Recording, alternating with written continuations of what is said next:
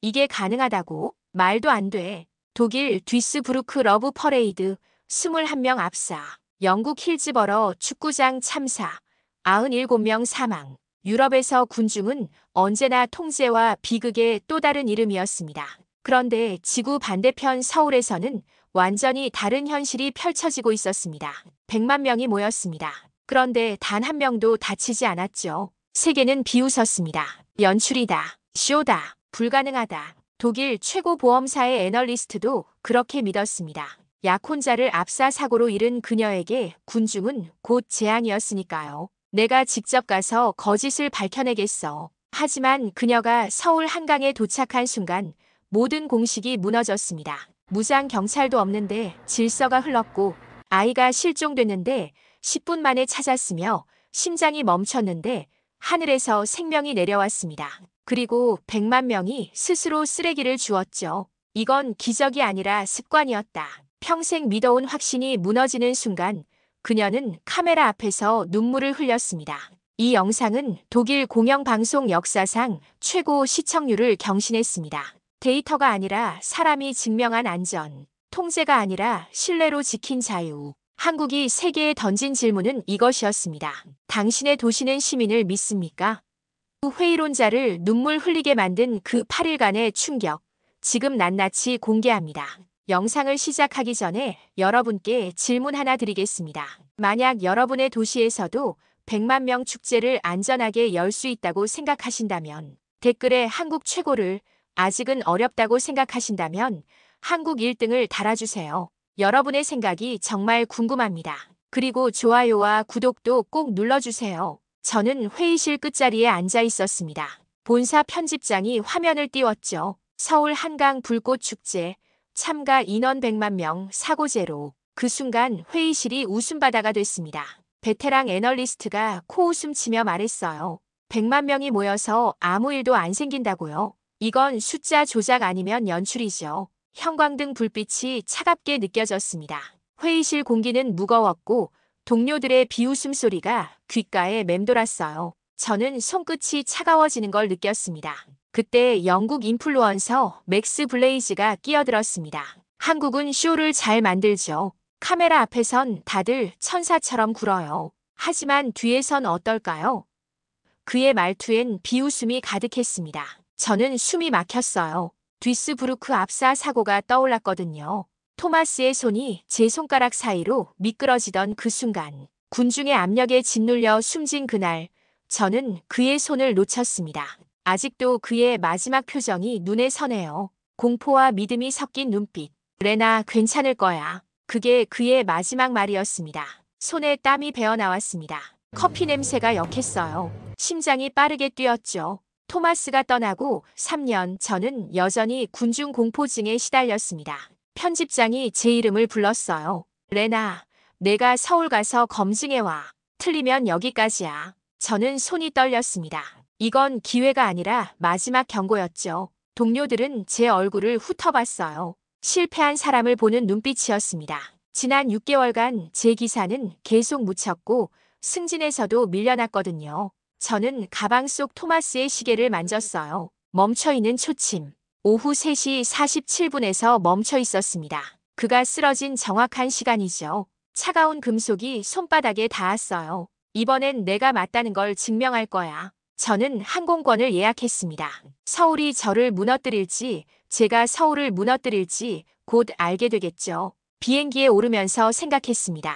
군중은 위험하다. 통제 없는 인파는 재앙이다. 그게 제가 배운 전부였으니까요. 화장실 거울 앞에서 저는 제 얼굴을 봤습니다.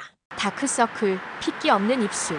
토마스라면 뭐라 했을까요? 레나, 넌 할 수 있어. 하지만 가슴 한쪽에선 두려움이 커졌어요. 만약 제가 틀렸다면요. 만약 한국이 정말로 불가능을 해냈다면요. 저는 창밖을 보며 중얼거렸습니다. 아니야, 그럴 리 없어. 구름 사이로 햇빛이 새어들어왔지만 제 마음은 여전히 어두웠습니다.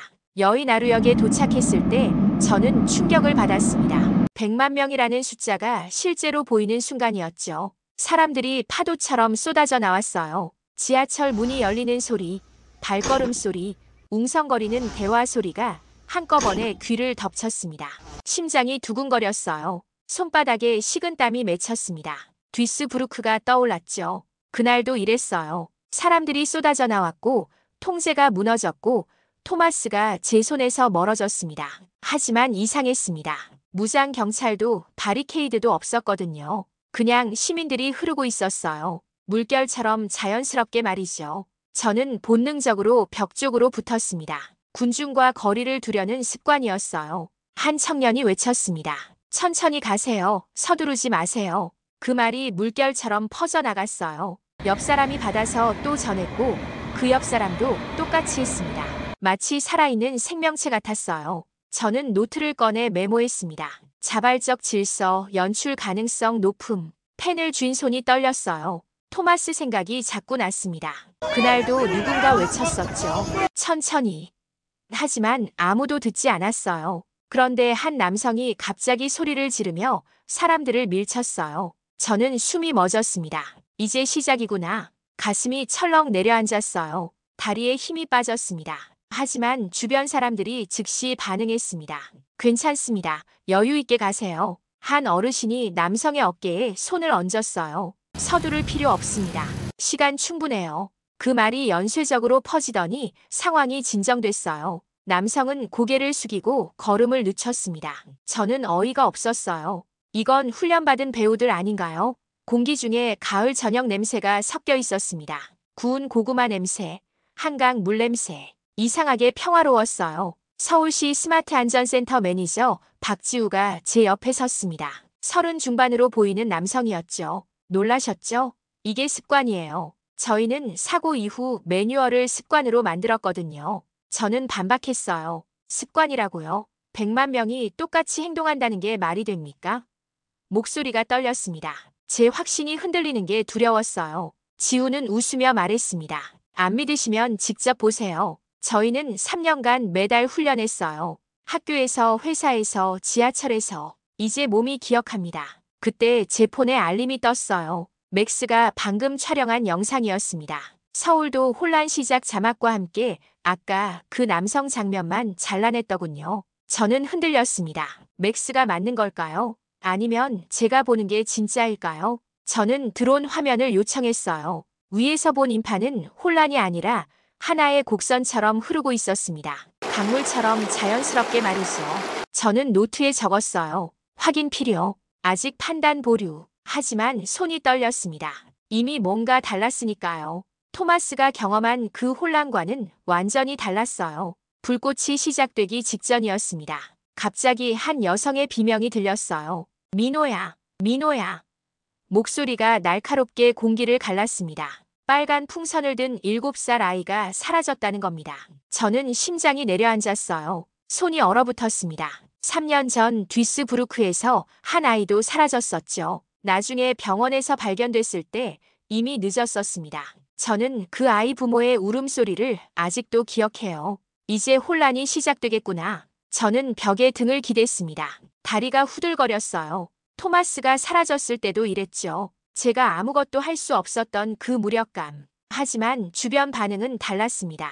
청년 한 명이 즉시 말했어요. 제가 강변 쪽 볼게요. 20살쯤 돼 보이는 대학생이었습니다. 어르신 한 분이 덧붙였습니다. 전통로 쪽 확인하겠소. 60대 남성이었죠. 사람들이 역할을 나눴어요. 마치 리허설을 한 것처럼 자연스럽게 말이죠. 한 명은 높은 곳으로 올라갔고 다른 한 명은 출구 쪽을 확인했습니다.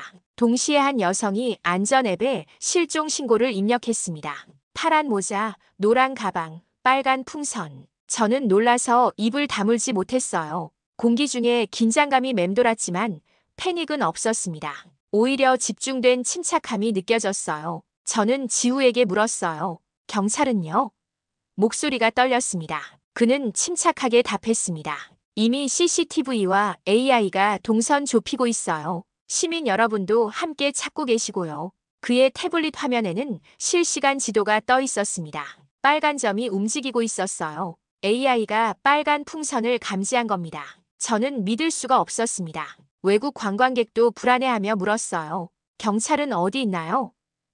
영어 억양이 섞인 목소리였습니다. 한 시민이 답했습니다. 우리 모두가 경찰이에요. 그의 목소리는 단호했습니다. 드론 화면에 아이가 잡혔습니다.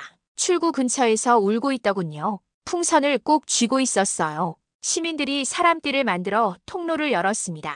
한 청년이 아이 앞에 무릎을 꿇고 말했어요. 민호야, 엄마가 기다리고 있어. 같이 가자.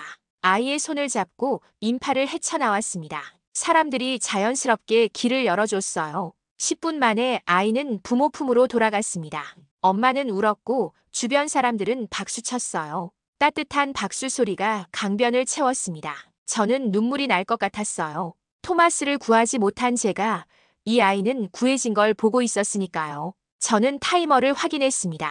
신고부터 회수까지 정확히 10분. 저는 노트에 적었어요. AI, CCTV, 앱, 시민자원봉사의 동시 작동, 연출 불가능. 하지만 어떻게? 제 손이 떨렸습니다. 펜을 쥔 손에 힘이 들어가지 않았어요. 이건 기적이 아니라 시스템일지도 몰라요. 저는 처음으로 제 확신에 균열이 생겼다는 걸 느꼈습니다. 토마스의 시계를 만졌습니다. 이게 그때 있었다면 생각이 꼬리를 물었어요. 하지만 저는 고개를 저었습니다. 아직 확신할 수 없었어요. 드디어 불꽃 축제가 본격적으로 시작됐습니다.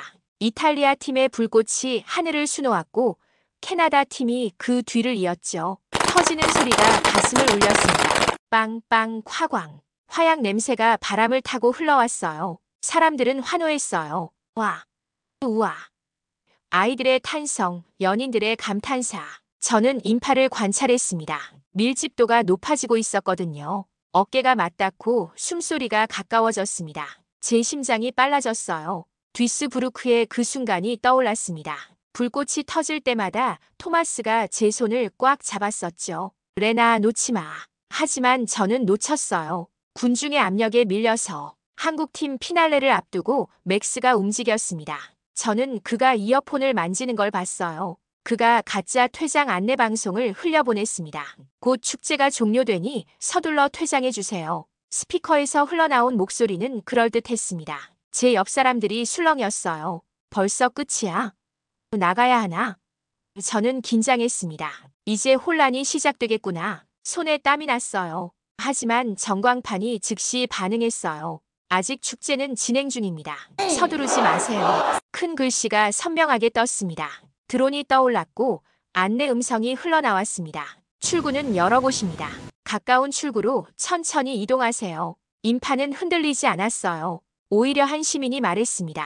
아까 그 가짜 방송 아니에요. 전광판 보세요. 다른 사람이 고개를 끄덕였죠. 맞아요. 저것 봐요. 저는 놀랐습니다. 사람들이 공식 채널을 신뢰하고 있었어요. AI 센서가 밀집 구역을 감지하고 자동으로 사람들을 분산시켰습니다. 드론 화면에 빨간 점들이 보였어요. 밀집도가 높은 구역이었죠. 곧 안내 방송이 나왔습니다. A구역 분들은 3번 출구로, B구역은 5번 출구로 이동 부탁드립니다. 사람들이 자연스럽게 움직였어요. 강물이 갈라지듯 말이죠. 저는 감각했습니다. 발밑의 진동, 사람들의 움직임, 바람의 방향, 모든 게 조화로웠어요. 지후가 제게 말했어요. 저희는 예측합니다. 위험이 되기 전에 차단하죠. 그의 태블릿에는 실시간 데이터가 흐르고 있었습니다. 저는 물었습니다. 그럼 이건 통제 아닙니까? 그는 고개를 저었어요. 아니요, 신뢰해요. 시민들이 안내를 믿고 따라주시니까 가능한 겁니다. 우리는 강제하지 않아요. 제안만 할 뿐이죠. 저는 맥스를 봤습니다. 그는 카메라를 들고 실망한 표정이었어요. 연출 프레임이 무너지고 있었거든요. 그의 라이브 채팅창에는 비난 댓글이 올라오고 있었습니다. 왜 거짓말 퍼뜨려? 이건 진짜잖아. 하늘에서는 불꽃이 터졌고 땅에서는 질서가 흘렀습니다. 금색, 은색, 빨간색 불꽃이 하늘을 수놓았어요. 사람들의 얼굴에 빛이 반사됐습니다. 웃음, 감탄, 평화. 저는 숨을 참았어요. 이건 대비가 아니라 조화였습니다. 제 노트에 적었습니다. 스마트 시스템. 하지만 그 이상. 시민 신뢰가 핵심. 확인 계속. 토마스의 목소리가 들리는 것 같았어요. 레나 봤지? 가능한 거야. 저는 눈을 감았습니다. 눈물이 날 것 같았어요. 피날레가 절정에 이르렀을 때였습니다. 갑자기 한 남성이 쓰러졌어요. 쿵소리와 함께 바닥에 쓰러졌습니다. 심정지였습니다. 옆 사람이 소리쳤어요. 사람 쓰러졌어요. 저는 숨이 막혔어요. 온몸이 얼어붙었습니다. 토마스가 쓰러졌을 때도 이랬죠. 사람들이 밀려들었고 공간이 없었고 아무도 도울 수 없었습니다. 제 손이 떨렸어요. 다리에 힘이 빠졌습니다. 이 인파 속에서 구조가 가능할까요? 저는 벽에 기댔습니다. 심장이 미친 듯이 뛰었어요. 토마스의 얼굴이 떠올랐습니다. 창백한 얼굴, 감긴 눈. 하지만 즉시 통로가 열렸습니다. 시민들이 원형 보호막을 만들었어요. 길 비켜주세요. 한 청년이 외쳤고 사람들은 물러섰습니다. 마치 바다가 갈라지듯 공간이 생겼어요. 한 여성이 무릎을 꿇고 맥박을 확인했습니다. 심정지예요. 119 부른 분 있나요? 즉시 여러 사람이 폰을 꺼냈어요. 동시에 드론이 날아왔습니다. 웅웅 소리와 함께 하늘에서 내려왔어요. AED 키트를 매달고 있었죠. 빨간 상자가 선명했습니다. 저는 숨을 죽였어요. 이게 가능한 일인가요? 바람이 불었습니다. 가을 저녁 바람이 강하게 불어왔어요. 드론이 흔들렸습니다. 키트가 떨어질 뻔했죠. 제 심장이 멈추는 것 같았어요. 안 돼. 그때 한 시민이 손을 뻗어 받아냈습니다. 30대 남성이었어요. 그는 즉시 상자를 열었습니다. 간호사분 계세요? 한 여성이 달려왔습니다. 제가 간호사예요. 그녀는 즉시 CPR을 시작했습니다. 하나, 둘, 셋. 규칙적인 압박이 시작됐어요. 주변이 조용해졌습니다. 불꽃 소리만 들렸어요. 사람들은 숨을 죽이고 지켜봤습니다. 저도 숨을 쉴 수가 없었어요. AED 패드를 붙이고 충격을 가했어요. 제세동 시작합니다. 모두 떨어지세요. 비프 소리가 났습니다. 남성의 몸이 움찔했어요. 몇 분이 지났습니다. 시간이 멈춘 것 같았어요. 저는 토마스를 떠올렸습니다. 그때도 이렇게 기다렸었죠. 하지만 그는 돌아오지 않았어요. 남성이 숨을 쉬기 시작했습니다. 가슴이 움직였어요. 주변에서 울음과 박수가 동시에 터졌습니다. 살았어요. 하느님 감사합니다. 저는 눈물이 났습니다. 손으로 입을 막았지만 눈물이 흘러내렸어요. 토마스는 못 살렸는데 이 사람은 살았습니다. 외국 관광객이 제게 물었어요. 이거 연출 아니에요? 저는 즉시 로그를 확인했습니다. 드론 비행 기록, AED 사용 시간, 119 신고 시각, 모두 실시간이었어요. 1초의 오차도 없었습니다. 구급차가 도착했습니다. 구급대원들이 들것을 가져왔어요. 남성을 옮기는 동안 사람들은 박수로 배웅했습니다. 따뜻한 박수 소리가 한강을 채웠어요. 저는 지우에게 물었습니다. 드론 AED는 언제부터요? 목소리가 떨렸어요. 그는 답했습니다. 2년 전부터 시범 운영했어요. 지금은 한강 전역에 배치돼 있죠. 신고 후 3분 내 도착이 목표입니다. 저는 노트에 적었습니다. 세계 최초 결합, 드론, AI 시민 전문 인력, 생명 회복, 검증 완료. 제 손이 떨렸어요. 이번엔 감동 때문이었습니다. 토마스의 시계를 꺼냈습니다. 멈춰있는 초침을 봤어요. 토마스 봤어. 가능한 거였어. 저는 중얼거렸습니다. 차가운 금속이 손바닥에서 따뜻해지는 것 같았어요. 축제가 끝났습니다. 마지막 불꽃이 사라지고 연기만 남았어요. 저는 인파가 출구로 몰려들 거라 예상했습니다. 혼란, 밀침, 소리, 듀스부르크처럼 말이죠. 하지만 100만 명이 동시에 비닐봉투를 꺼냈어요. 바스락 소리가 강변을 가득 채웠습니다. 저는 어리둥절했습니다. 이게 뭐죠? 사람들이 쓰레기를 줍기 시작했어요. 자기 자리뿐 아니라 주변까지 말이죠. 한 할머니가 젊은이 자리에 캔을 주었어요. 대학생이 아이가 흘린 과자 봉지를 주었습니다. 한 꼬마가 외쳤습니다. 우리가 놀았으니 우리가 치우는 거야. 엄마가 웃으며 말했어요. 그렇지, 우리 땅이잖아. 저는 그 말에 멈춰 섰어요. 우리 땅, 소유가 아니라 책임의 의미였습니다. 이건 교육이 아니라 문화였어요. 바스락 바스락, 평화로운 청소의 소리가 흘렀습니다. 가을밤 바람에 낙엽이 구르는 소리, 한강 물소리, 그리고 비닐봉투 소리. 이상하게 조화로웠어요. 저는 한 시민에게 물었습니다. 왜 다들 쓰레기를 주우세요? 50대 남성이었죠. 그는 웃으며 답했어요. 당연한 거 아닌가요? 우리가 쓴 건데요. 강제하는 사람이 없잖아요. 제가 말했습니다. 그는 고개를 갸우뚱했어요. 강제요? 이게 왜 강제가 필요해요? 그냥 당연한 건데. 당연함. 저는 그 단어에 충격을 받았습니다. 유럽에선 청소는 시의 일이에요. 시민의 일이 아니죠. 하지만 여기선 달랐습니다. 맥스가 생방송을 시작했습니다. 여러분, 이것 보세요. 연출이에요. 카메라 앞에서만 착한 척하는 거죠. 그의 목소리엔 비웃음이 가득했어요. 저는 참을 수 없었습니다. 제 폰을 꺼내 팩트팩을 공개했어요. 드론 로그, CCTV 기록, 앱 데이터, 화면을 하나씩 보여줬습니다. 이것 보세요. 모든 게 실시간이에요. 타임스탬프 확인하세요. 저는 카메라를 향해 말했어요. 이건 연출이 아닙니다. 습관이에요. 목소리가 떨렸지만 또렷했습니다. 한국은 보여주기가 아니라 데이터로 증명합니다. 3년간 매달 훈련한 결과입니다. 맥스는 말문이 막혔어요. 라이브 채팅창을 봤습니다. 시청자 댓글이 폭발했어요.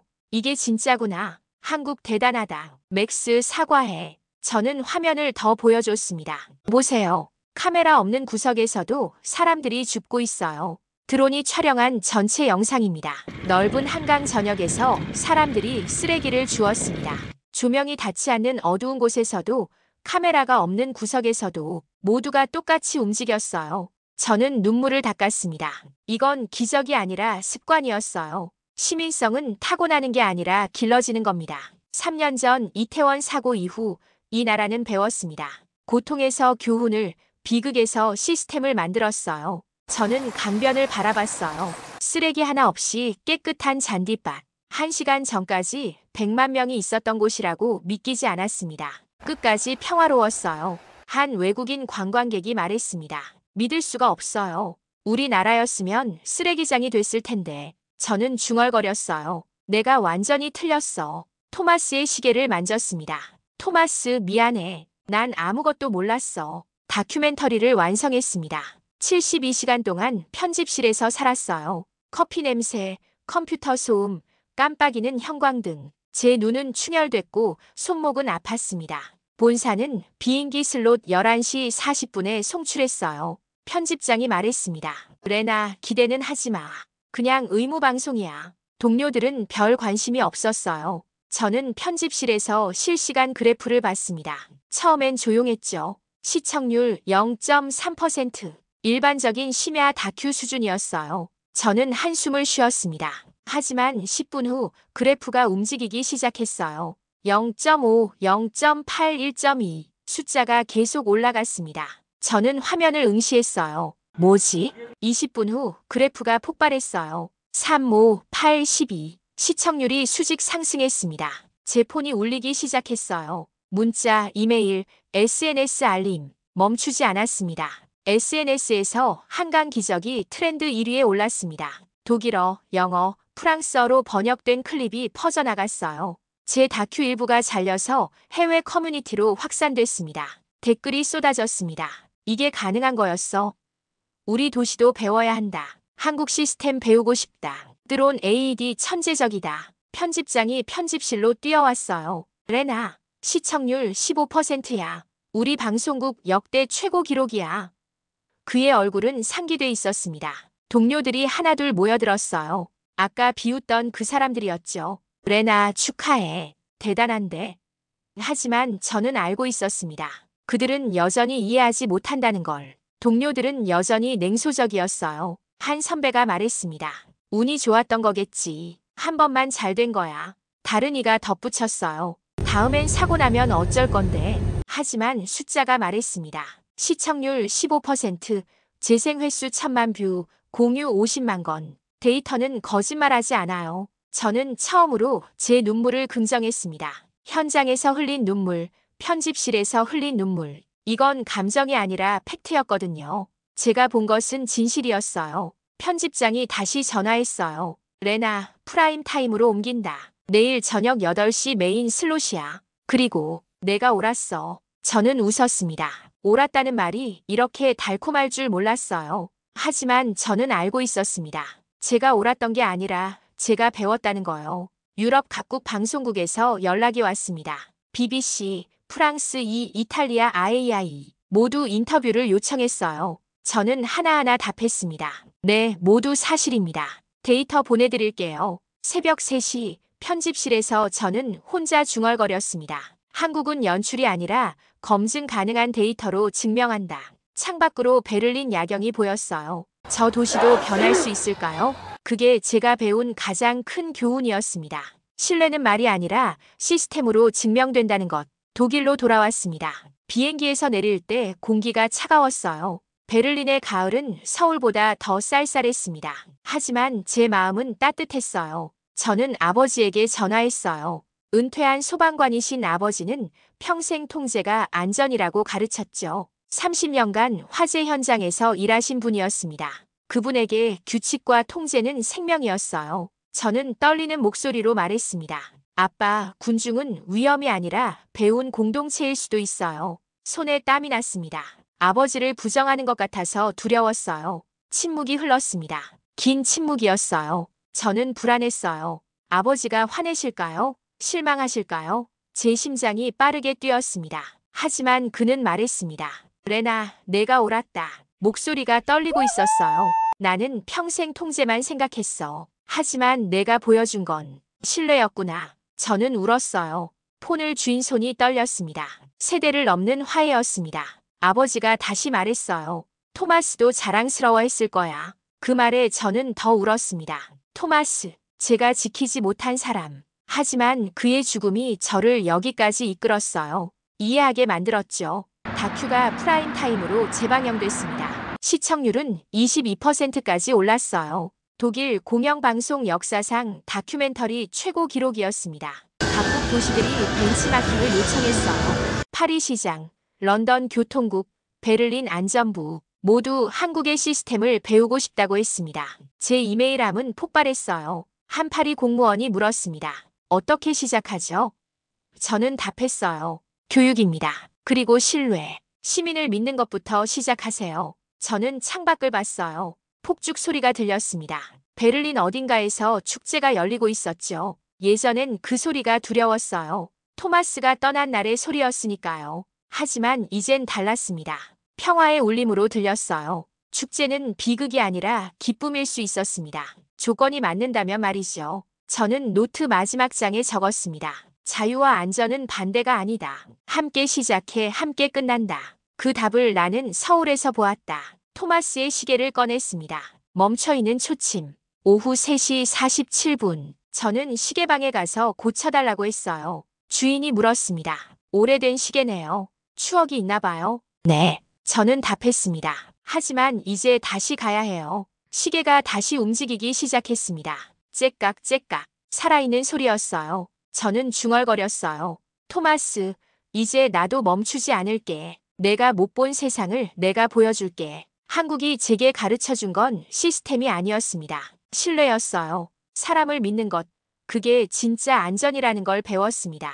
데이터와 기술은 도구일 뿐이에요. 진짜 힘은 사람에게 있었습니다. 저는 다음 프로젝트 파일을 열었습니다. 제목은 신뢰의 도시들이었죠. 서울이 시작이었어요. 이제 세계가 배울 차례였습니다. 책상 위에 한강 사진을 놓았습니다. 100만 명이 평화롭게 서 있는 그 장면. 불꽃이 터지고 사람들이 웃고 아무도 다치지 않은 그날. 저는 웃었습니다. 처음으로 진심으로 웃었어요. 토마스 이후로 처음이었습니다.